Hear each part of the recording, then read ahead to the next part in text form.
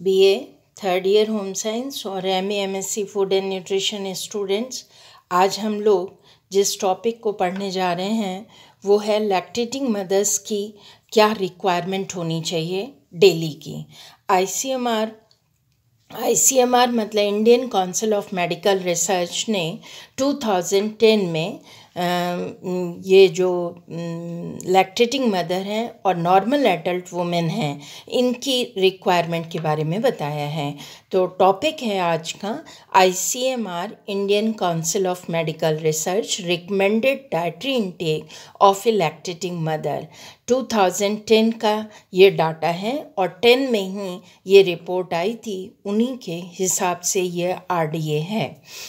और इससे मैंने इस टेबल को 4 कॉलम्स में बांटा है। फर्स्ट कॉलम जो है वो न्यूट्रिएंट्स का है, दूसरा कॉलम नॉर्मल एडल्ट वुमेन का है और तीसरा कॉलम लैक्टेटिंग मदर का है। यहाँ हम कंपेयर कर सकते हैं नॉर्मल से लैक्टेशन फेज़ में क्या क्या चेंजेस होते हैं न्यूट्रिशनल रिक्वायरमेंट में, इसको इसलिए मैंने इसमें बांटा है। और जो लैक्टेटिंग मदर है उससे भी 2 पार्ट्स में बांटा, एक तो 0 to 6 मंथ और दूसरी जो टाइप की मदर है वो है 7 to 12 मंथ्स। 0 to 6 मंथ और 7 to 12 मंथ्स में बांटने का मुख्य कारण है कि शुरू के जो जन्म से लेकर के 6 महीने का समय होता है, एक तो बच्चा पूरी तरह से माँ के दूध पर निर्भर करता है, दूसरी चीज़ माँ के ब्रेस्ट से उस समय मिल्क भी ज़्यादा मात्रा में सीक्रेट होता है, यानी मिल्क का प्रोडक्शन बहुत अच्छी मात्रा में होता है।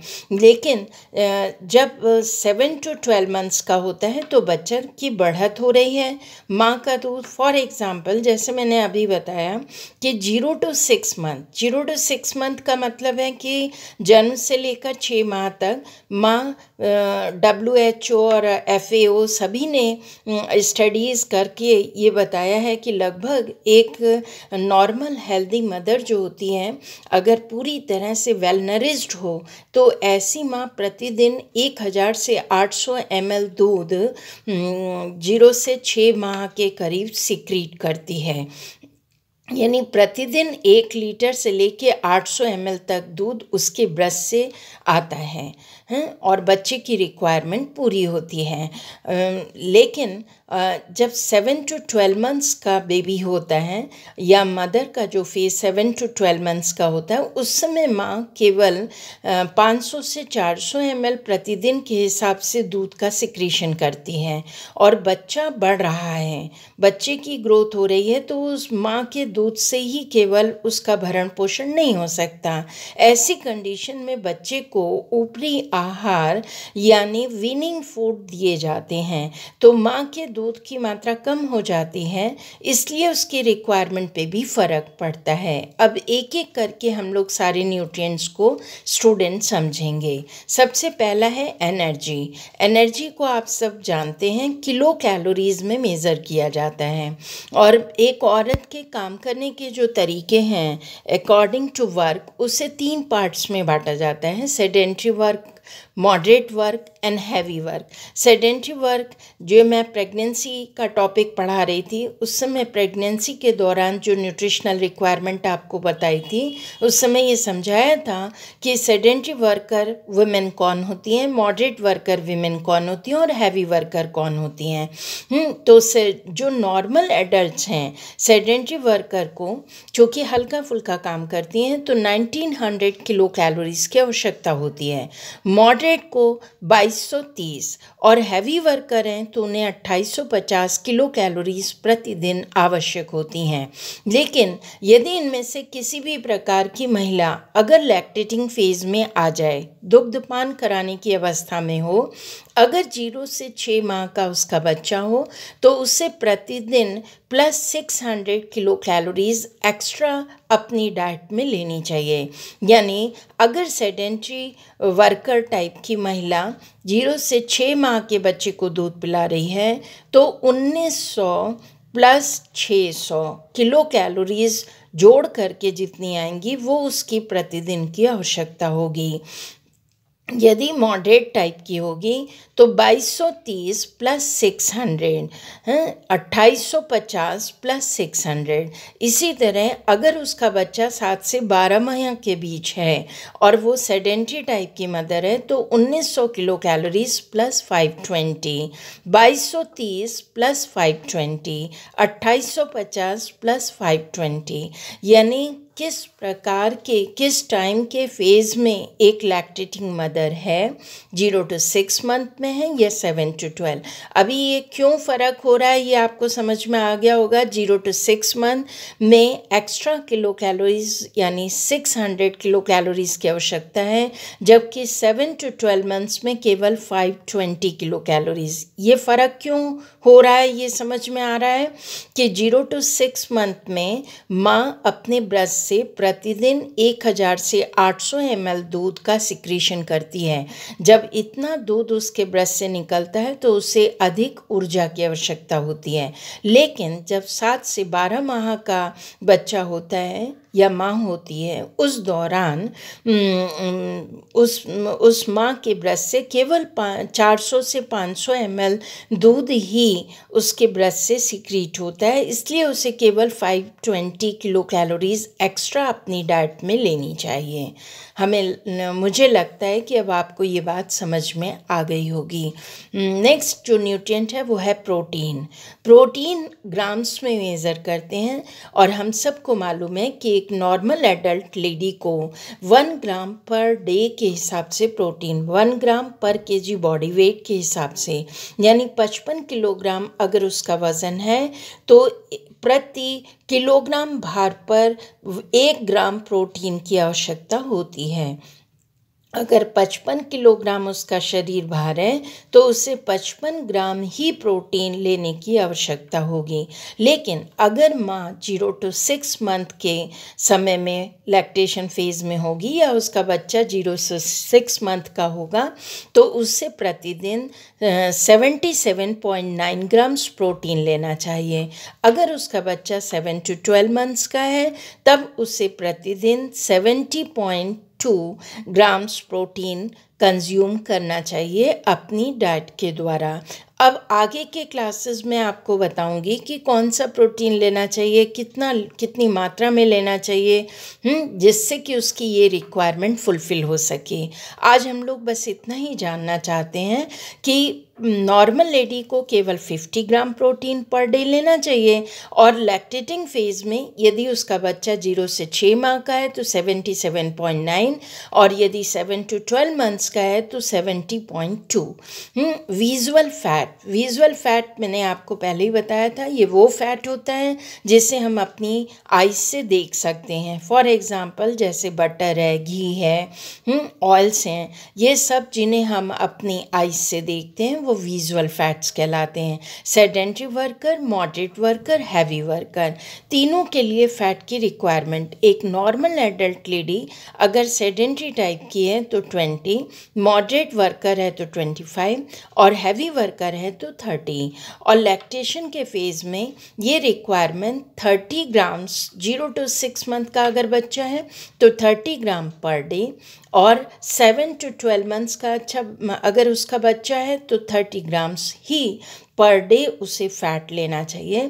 फ़ैट की ये मात्रा बहुत ज़्यादा नहीं कंज्यूम करनी चाहिए, अदरवाइज़ माँ में ओबेसिटी यानी मोटापे की स्थिति बढ़ जाती है। इसलिए ये इतना ही फ़ैट लेना है जितना कि दूध में फ़ैट आवश्यक होता है। अब आते हैं हम लोग नेक्स्ट न्यूट्रिएंट है कैल्शियम। कैल्शियम को मिलीग्राम में मेज़र किया जाता है।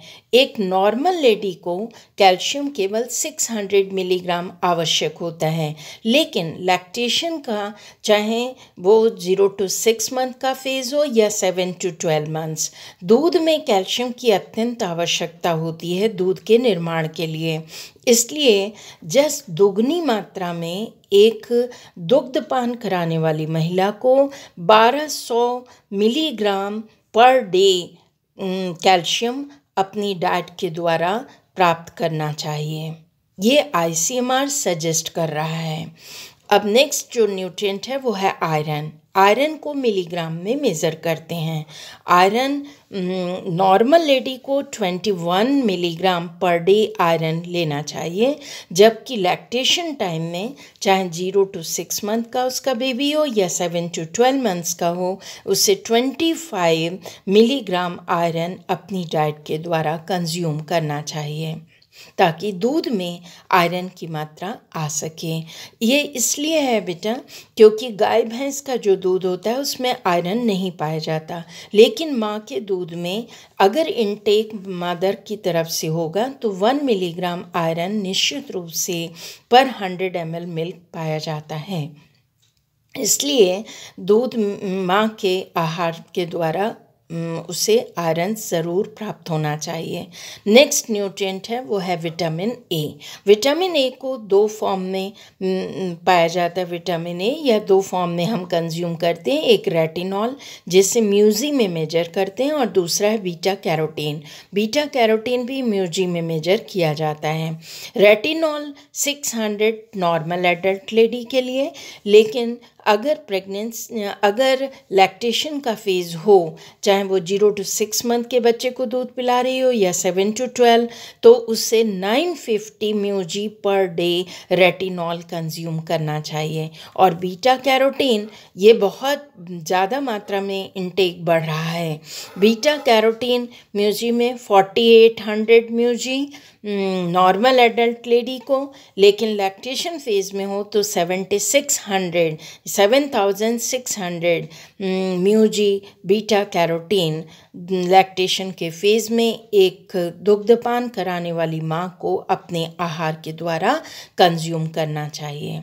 नेक्स्ट न्यूट्रिएंट है वो है थायमिन यानी बी कॉम्प्लेक्स। हम लोग विटामिन पे आ गए जो कि वाटर सॉल्युबल विटामिन है। ये अकॉर्डिंग टू इनकी रिक्वायरमेंट अकॉर्डिंग टू वर्क होती है। Sedentary work, moderate work and heavy work. Sedentary work करने वाली नॉर्मल लेडीज़ को केवल 1 मिलीग्राम, मॉडरेट के लिए 1.1 मिलीग्राम और हैवी वर्कर के लिए 1.4 मिलीग्राम। लेकिन यदि वो लैक्टेशन फेज़ में हो, अगर उनका बच्चा 0 to 6 मंथ में है, किसी भी प्रकार की टाइप की वर्क करने वाली लैक्टेटिंग मदर हो, तो उसे +0.3 मिलीग्राम अपनी डाइट में ऐड करके थायमिन कंज्यूम करना चाहिए।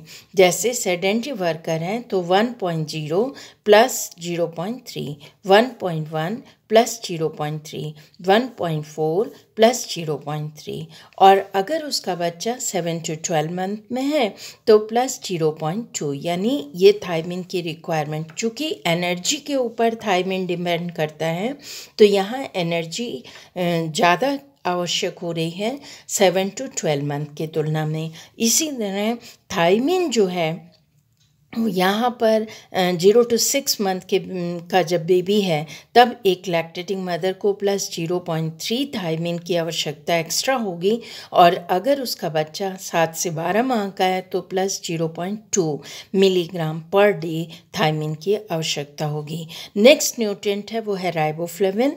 राइबोफ्लेविन को भी मिलीग्राम में मेज़र करते हैं और ये भी according to work. Sedentary worker के लिए normal adult lady 1.1, 1.3 and 1.7 milligram. अगर 0 to 6 मंथ का उसका बेबी है, ये भी कैलोरीज़ के ऊपर डिपेंड करता है, तो +0.4, यानी +0.4 का मतलब 1.1 + 0.4, 1.3 + 0.4, 1.7 + 0.4। अगर 7 से 12 माह का उसका बच्चा है तो 1.1 + 0.3, 1.3 + 0.3, 1.7 + 0.3। अब समझ में आ गया होगा आपको, इस तरीके से रिक्वायरमेंट्स चेंज हो रही हैं। आगे जो न्यूट्रिएंट्स हैं वो हैं जैसे नियासिन। नेक्स्ट न्यूट्रिएंट है नियासिन। नियासिन को मिलीग्राम में मेज़र करते हैं। ये भी अकॉर्डिंग टू वर्क इसकी भी रिक्वायरमेंट होती है। Sedentary work, moderate work, heavy worker. जो अगर normal adult lady sedentary worker है तो 12, मॉडरेट है तो 14 और हैवी वर्कर है तो 16, और लैक्टेशन का अगर फेज़ 0 to 6 मंथ का है तो +4, यानी 12 + 4 14+4 16+4, और अगर 7 to 12 मंथ्स का उसका फेज चल रहा है तो +3, यानी 12+3 14+3 16+3। इस तरह से न्यूट्रिएंट्स की, नियासिन न्यूट्रिएंट की रिक्वायरमेंट एक लैक्टेटिंग मदर के लिए दोनों फेज में थोड़ी थोड़ी फ़र्क होती है। राइबोफ्लेविन, थायमिन एंड नियासिन ये सभी कैलोरीज से गवर्न होते हैं। चूँकि कैलोरीज की रिक्वायरमेंट इस समय ज़्यादा होती है, इसलिए इस फेज़ में नियासिन की भी आवश्यकता बढ़ रही है। नेक्स्ट न्यूट्रिएंट है वो है पैराडॉक्सिन। पैराडॉक्सिन मिलीग्राम में मेज़र किया जाता है। नॉर्मल एडल्ट लेडी के लिए केवल 2 मिलीग्राम पैराडॉक्सिन की आवश्यकता होती है, लेकिन लैक्टेटिंग मदर दोनों फेज़ में, अगर लैक्टेटिंग मदर है तो मिल्क का प्रोडक्शन कर रही है, तो ऐसे में उसे 2.5 milligram per day pyridoxine consume करना चाहिए। एस्कॉर्बिक एसिड यानी विटामिन सी है, जिसे मिलीग्राम में मेज़र करते हैं। एक नॉर्मल एडल्ट लेडी के लिए 40 मिलीग्राम, और लैक्टेटिंग मदर्स के लिए चूँकि मिल्क के प्रोडक्शन में बहुत ज़्यादा एस्कॉर्बिक एसिड या विटामिन सी की आवश्यकता होती है, इसलिए ये मात्रा दुगनी हो जा रही है। और लैक्टेशन का चाहे कोई भी फेज़ हो, 0 to 6 मंथ, 7 to 12 मंथ, उन्हें 80 मिलीग्राम प्रतिदिन एस्कॉर्बिक एसिड अपनी डाइट के द्वारा कंज्यूम करना चाहिए, ताकि जितना भी कैल्शियम बॉडी में जाए वो पूरा का पूरा कैल्शियम भी एब्जॉर्ब हो सके। नेक्स्ट जो न्यूट्रिएंट है वो है डाइटरी फॉलेट। डाइटरी फॉलेट को म्यूजी में मेज़र करते हैं। नॉर्मल एडल्ट लेडी के लिए 200 म्यूजी डाइटरी फॉलेट की आवश्यकता होती है, जबकि आईसीएमआर सजेस्ट करता है एक लैक्टेटिंग मदर के लिए 300 म्यूजी पर डे, चाहे मदर दोनों में से किसी भी फेज़ में हो। विटामिन B12 जो कि साइनोकोबालामिन है, जिसे म्यूजी में मेज़र करते हैं, एक नॉर्मल एडल्ट लेडी के लिए 1 म्यूजी पर डे विटामिन B12 की आवश्यकता होती है, लेकिन लैक्टेशन के फेज़ में 1.5 म्यूजी पर डे के हिसाब से विटामिन B12 की आवश्यकता एक दुग्धपान कराने वाली माँ को होती है। मैग्नीशियम को मिलीग्राम में मेज़र किया जाता है। मैग्नीशियम की ये आवश्यकता बढ़ती नहीं है। नॉर्मल एडल्ट लेडी को 310 मिलीग्राम प्रतिदिन मैग्नीशियम की आवश्यकता होती है, और उतनी ही आवश्यकता लैक्टेशन के दोनों फेज़ में भी होती है। 310 एंड 310। नेक्स्ट है जिंक मिलीग्राम में मेजर किया जाता है। एक नॉर्मल एडल्ट लेडी के लिए जिंक की आवश्यकता है 10 मिलीग्राम प्रतिदिन, जबकि लैक्टेशन के दोनों फेज़ में, चाहे वो 0 to 6 मंथ का फेज़ हो या 7 to 12 मंथ्स, एक माँ को 12 मिलीग्राम जिंक प्रतिदिन कंज्यूम करना चाहिए।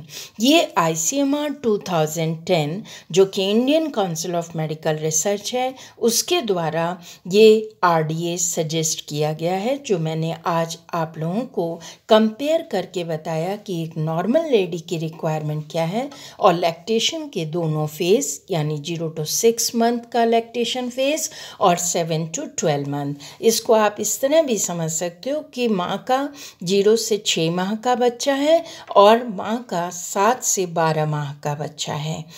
ये 2 फेज़ हैं। तो इसमें मैंने आपको सारे न्यूट्रिएंट्स के इनटेक या RDA के बारे में बताया। मुझे उम्मीद है स्टूडेंट्स आप सबको समझ में आया होगा। यदि किसी की भी क्वेरी होगी तो आप मुझे पर्सनली कांटेक्ट करके पूछ सकते हैं। Thank you.